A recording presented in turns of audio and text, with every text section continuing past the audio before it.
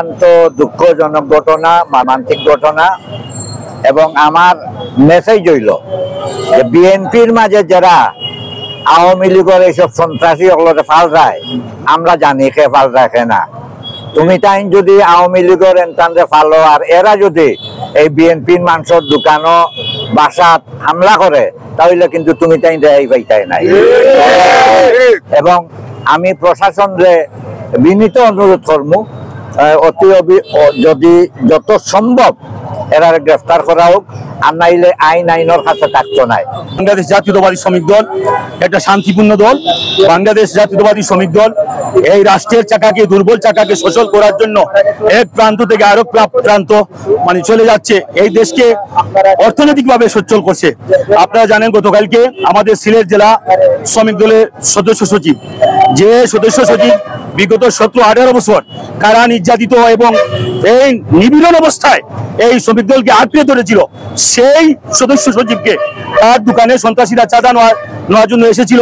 সেই প্রতিবাদ করতে গেলে সন্ত্রাসীরা তৎকালীন ওনার উপরে আক্রমণ করে এবং দেশীয় অস্ত্র দিয়ে ওনাকে ছেদ দিয়ে, আপনারা দেখেছেন ওনার মাথার মাঝে 10টা সিলাই, ওনার সাথে আরো যে সঙ্গপাঙ্গ ছিল ওনারাও মেডিকেল ভর্তি আছে।